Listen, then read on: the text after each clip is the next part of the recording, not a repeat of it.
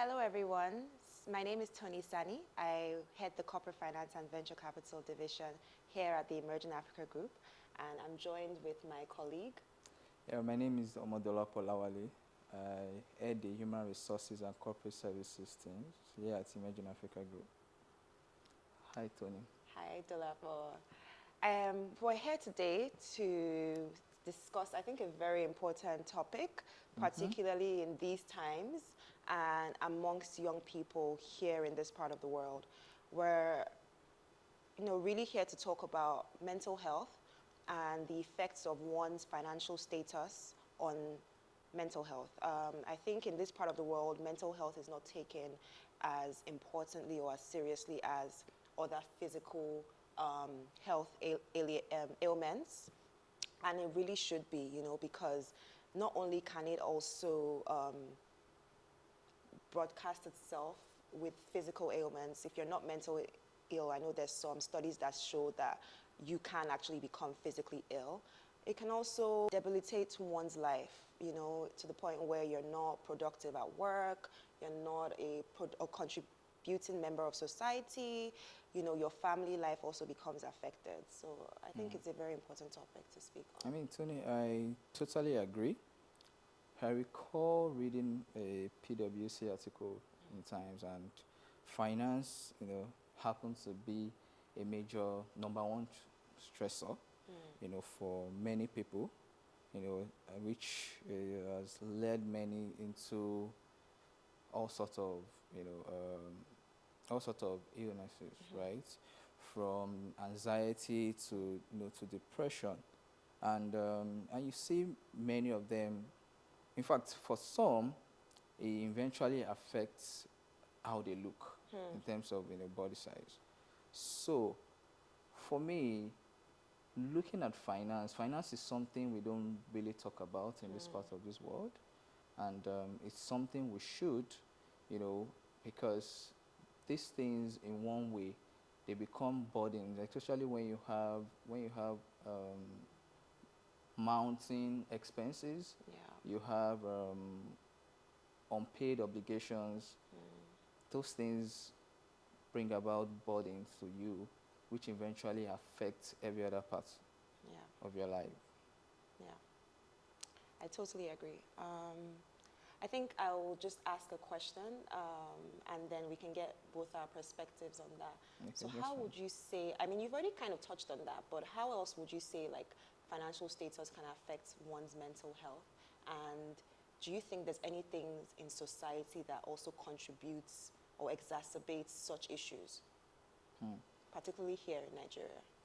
Well, I feel an average Nigerian right now is financially stressed because, if you look at the macroeconomic impact on everyone, including employees and employers, the cost of doing business is really high. Yeah. I would say that another thing that's contributing to it is peer pressure. Yeah. Right? I was talking to someone recently, and they were talking about Ashwebi being 350K. Right? And in my mind, I'm like, okay, if you can afford it, it's fine. But if you cannot, so peer pressure is one thing that is, that is really contributing to it, and I feel we need to be more financially disciplined. Yes. That's one thing that can help you get out of it. Yeah. Right? Did you say something about productivity? Yes, productivity as well. So because when you're financially stressed, it affects every part of your body, of you as a person, right? Especially your mind. When you're worrying, you're being distracted, you are not able to focus as much as you should do, and if not properly managed, can lead to sickness. Before you know, from the organization point of parts, you start seeing increased absenteeism. People not coming to work because they are ill. But if we trace it, it's probably as a result of them being financially, stressed. Another thing is there's something called presenteeism. It's a psychology term where people are present, but they are not doing what they are meant to do, right? So absent-minded. Yeah, so it takes longer hours to do what they are meant to do, and that kind of affect their performance, and it really affects, the productivity of the organization. So for me, that's it.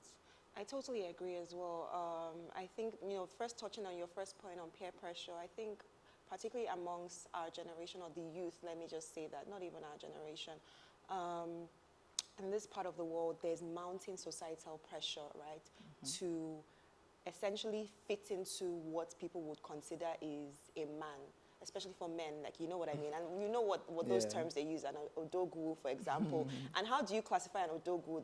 The funny thing that I've seen in this part of the world is an odogwu, to be an odogwu, it just means you have money.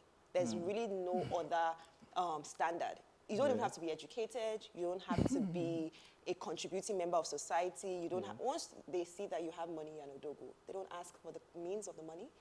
And unfortunately, what that does is that it then makes other people who unfortunately cannot meet up to that standard question themselves, question themselves as a man, question if they're up to par. And it can be very detrimental to your mental health, because now you're comparing yourself to people who appear to be the same age as you, or appear to have started this same journey at the same time as yourselves, and you feel like you've done everything right, but you're not, at the same level. And that's not to say that people that are financially successful at their age have necessarily done anything wrong, that is to say, if you got your money through legal means. But at the same time, unfortunately, the disadvantage to that is that it makes other people question themselves, especially in a country where, like you've said, the majority of people are financially stressed. So the majority of people are going to find themselves not able to meet up to those standards. And what I think we can do really to sort of alleviate those, issues, or those issues of feeling less than, I think it's really to, first of all, know yourself, know who you are, know where you want to be, what your goals are, what your plans are, goals. Know where you started from, and then also ask yourself, what can I do to improve my situation? Do I need to go for more professional exams? Do I need to, get more professional training? For example, I had a friend who was recently laid off, and it really, really affected his mental health. For a long time, he's one of those people where they didn't have a drinking problem, but they are very susceptible to becoming, you know what I mean? He used to be a social drinker. Yes, he was a social drinker, right? But he would have like a couple of glasses, a couple of bottles, but he was still able to handle it. But then losing his job just exacerbated that issue to the point where he was drinking every day. He was now finding himself getting drunk, and he had a family to take care of. And it wasn't until I actually had a discussion with my mom, who advised me, and then I eventually advised him, and I was like, see, I know right now times seem hard, but the only thing that you can control, you can't control whether or not companies are going to employ you. Unfortunately, you can't control the outside society. What you can control is, what can I do to set myself apart during this time that I'm unemployed, right? Of course, look for jobs, apply. But I'm not the HR in those companies. I don't know what they're deciding about. But what can I do right now to say that, okay, this time that I've been unemployed has actually been effectively used? It will also help your mental health, because, like you say, if you're just sitting at home not doing anything, interestingly, I have a close experience. Really? In 2020, right, I had just changed job, and I started in January, and I had my baby in March. In April, the business was affected by COVID, and I was out of job. And in my mind, I have my wife, my daughter. Baby. Yeah, and what was I going to do? I think got serious, and I prayed. I really prayed during that period, and I started applying. The number of companies I applied to, in fact, this might even help someone. So one thing I did was I go to each. So I wanted to work in the oil and gas space. So I went through the downstream and the upstream. Then, when you go to their websites, you see like info at or inquiries at something. So that domain name at, let's say, at renoy.com, and I sent cold emails, unsolicited applications, and that's how I got into Renoy. And that lasted for just a month, just to, to add to what you said. Yeah. I also believe that, one thing everyone needs to do is that there must be a shift in your mindset to understand that, hey, it's no longer the way things are. So I have to adjust. If you've been used to taking maybe Anzarene twice or once in a week, whether I like it or not, you just have to take responsibility. You need to be financially responsible, right? So that's it. I totally agree. Like, adjust your budget. As they say, cut your coats according to your size. It's no longer your size, because you can be big. You have to adjust. You have to cut your coat according to the material you have. Because you can be big and that's your size. But if you don't have that, cut your coat according to the material you have. That's a new one. Please note that. I totally agree. So this friend of mine, and just to conclude the story, he eventually started taking other professional courses. And yes, it cost a little bit of money at the time, but I was like, look, if you're even applying for a job, they're going to ask you, what have you been doing these past couple of months that you've been, if you say I've just been sitting at home, like, you're less likely to get a job. It would also help with this drinking problem. If you know you have to go in somewhere every other day or every day, you're not going to be getting drunk, you know what I mean? And it really, really helped him. 3 months later, he found himself, at a new place of work, and he's been doing really, really well there. So that's just another example. And just to mention, if you want to increase your earning power, you must be willing to invest in yourself.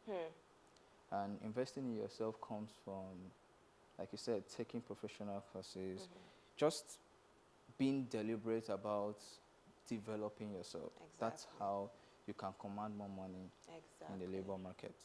Exactly. Okay. I think I would also ask, especially you being a HR professional, I want to get your perspective. How do you think employers can help to, I guess, alleviate the issues of mental health in their employees? If for example, mental health problems in employees, how do you think those can be alleviated by employers? Okay. I'm sure you're not expecting me to say they're going to increase their salaries and things like that. No. Because, to be candid, employers also have their own share of what's happening, right? In this market, especially. The cost of doing business is something else. Yeah. Cost of diesel, cost of running an organization, right? What I would say, first of all, they must, know that when their employees are financially stressed, it affects them.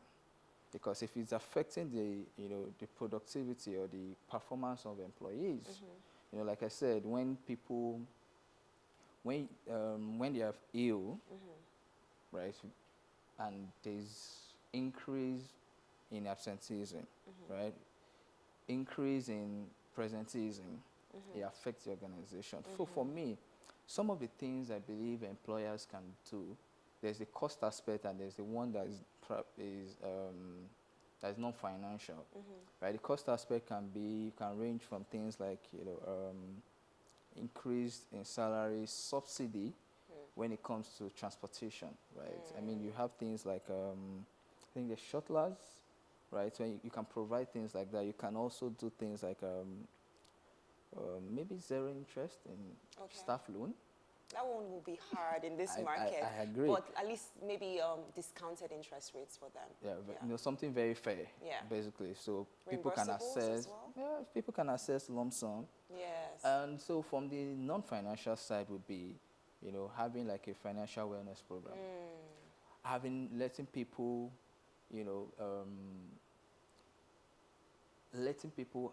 making people aware of what you can do better. Right? You can, from investment to, setting financial goals, also, becoming financial literate.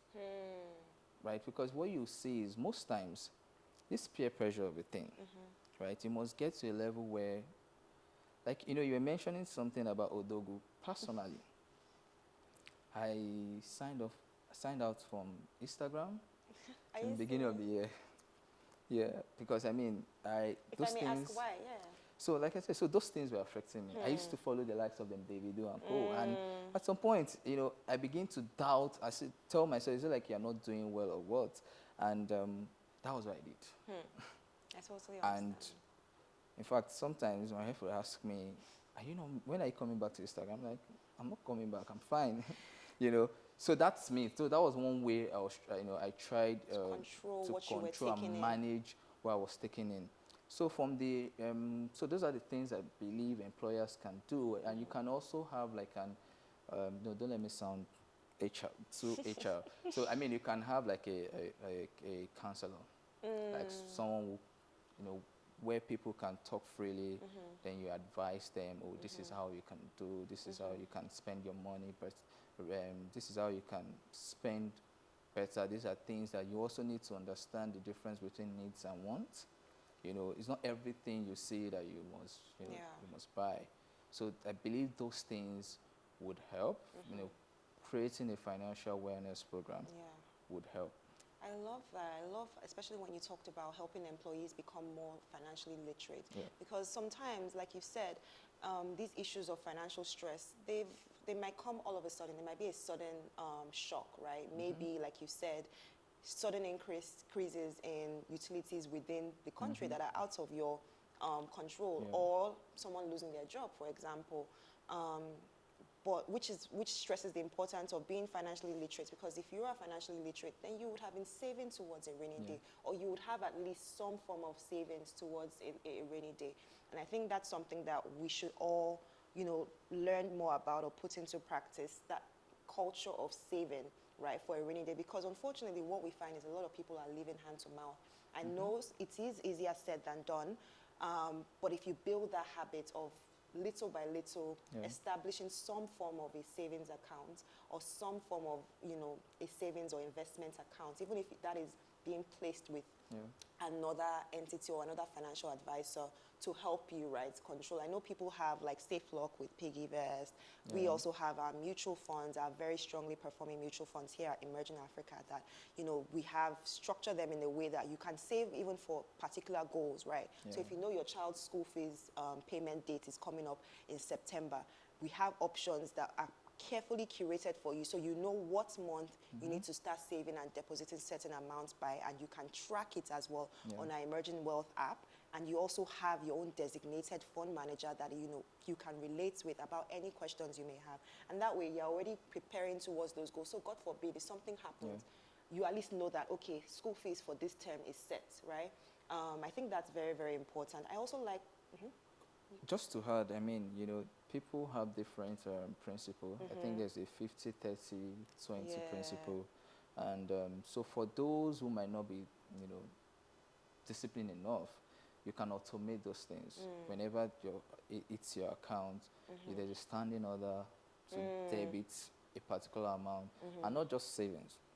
You will need to move from savings to investments, investing that fund, because I mean, the time value of money, right? So just to add that.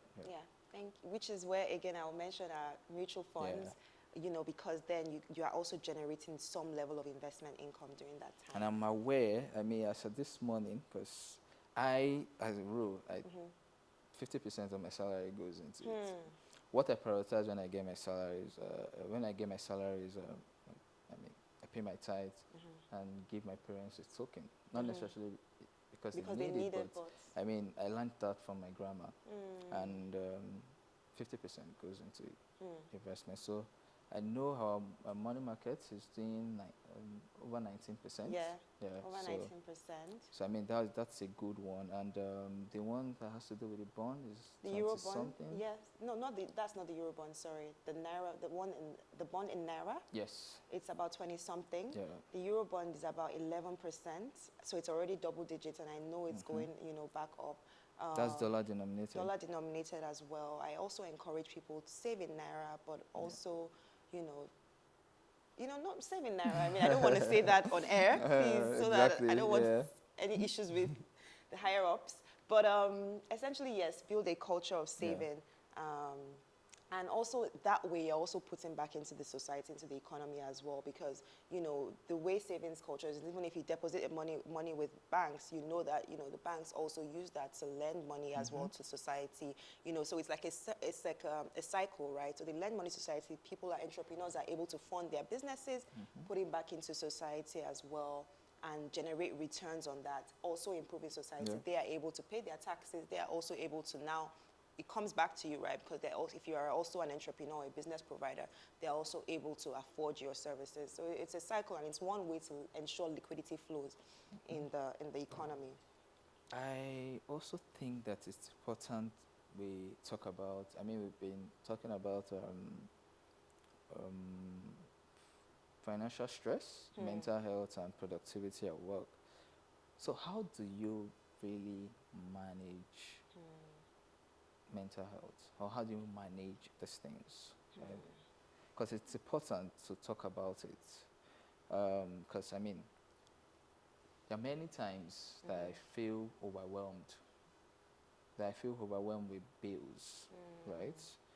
And I mean, again, there's that society pressure as a man. You're expected to be able to do this, that, and not forgetting that you are also human.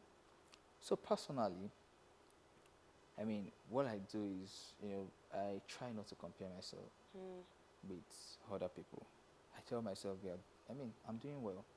But that doesn't mean that you shouldn't still, I mean, sometimes you should, you should, you should aim for something better, something higher, right? But by the time, well, when you start comparing yourself with other people, you forget that you start becoming disgruntled, right? And start feeling, oh, I'm not doing enough. And before you know, you go into that mental health state and start feeling depressed and all that. And I must also say that, so I go for regular work. That's a major, that's like a time where I get to clear my head, right? I just walk and clear my head, meditate, and reassure myself that, see how far you've come. So it's just going to get better, and we must also know that life is in phases, right? So that's it for me. I agree. I totally agree. I mean, I would have said, seek outside help, so professional help. But again, that costs money. Like the whole issue is that the entire issue is that, or the basis of the issue is that I don't have financial, I'm not financially comfortable right now. So how am I going to afford professional help or afford a therapist? So what I would also add to that is, aside from professional help or professional therapists, you can also look for a mentor or a counselor. And that can be, if you're a Christian, that can be in your place where you worship. I know that, a lot of churches have that access. They're able to provide access to a counselor, right, or a I would say religious figure that can provide that. If you're a Muslim as well, you can also search in your place of worship. That person should be an expert. What? That person should be an expert in that field. Yes, or an expert in, again, this can be, prayers. It doesn't necessarily, it might not be financial counseling. Again, it might be prayers. It might be, advising you. Yes, just giving you hope, or like advising you in your way of life, right? So they should be an expert in whatever they're discussing with you, is what I would say. I like that, condition. And then I would also say, like you mentioned, we can also get role models within the field that we would like to establish ourselves or our career in, right? And try to do your research on these role models. For example, don't base whether or not you want someone, you're comparing yourself to someone based on finances. I will tell you that, because you never know the source of their finances. And it's putting unnecessary pressure on you that you may never be able to attain, because you're not necessarily going to go through whatever route that person has gone through to get that money. B, they might also not be able to give you any advice, because they can't tell you what I did to get that money. So you say, cut soap for me or whatever. I can't tell you what I did, because it's me that knows what I did, or I can't, risk it. But if you do your research to say, okay, let's say you want to be an investment banker, like, oh my gosh, who are the female, top investment bankers within this field that I can actually get access to or can get connected to, maybe through LinkedIn, ask a friend, ask a former colleague, someone that works in their place of work, reach out to them, try to reach out to them, discuss with them, ask them, how did you do it, what were, because a lot of them will tell you that, it wasn't easy, it wasn't a straight and easy route. They had many, many years that they had to put in the groundwork, and that would also build up your own confidence as well. So I would say try to establish realistic role models and actually do your research on them. It would also help with that issue of comparison. So I don't think comparison is necessarily a bad thing, but it depends, who are you comparing yourself with as well. And then final thing, like you said, I think there's also some physical aspects to it, going for walks, trying to relax as much as possible. Some people would say meditate. I'm a Christian, so I would say pray. But again, it depends on whatever it is, that you can find to just have those few minutes or few instances or moments to really relax and center yourself and just try to take out yourself from whatever is happening at that moment. And then I think finally what everyone says is focus on what you can control, which most times has to do with you and not other people or the environment. Focus on what you can control, what you can do to improve yourself, because at the end of the day, that's really most of what is within your own control. And improving yourself towards, a better future. And just to add, it's important that you also have a positive attitude, to things around you. And lastly, I would say for those who feel overwhelmed with bills, if you are a salary earner, try to pay yourself. I have a friend that says on the day they pay, he will go out and enjoy himself. So you must, especially for a family man where all you think about is just bills. Try to pay yourself, it also helps. According to your material, like you said, you can spend 80% of your yes, salary. so, very important, Okay, I agree. I think it's been an interesting conversation, and we hope that people will be able to learn from this and put the few tips into use. Yeah, I hope it's been a very knowledgeable session for people, again, to pick up on a couple of tips to just help, improve the situation currently going on with a lot of people in this economy. But it's been a pleasure, Dolapo, speaking with you this afternoon. All right, thank you. Thank you.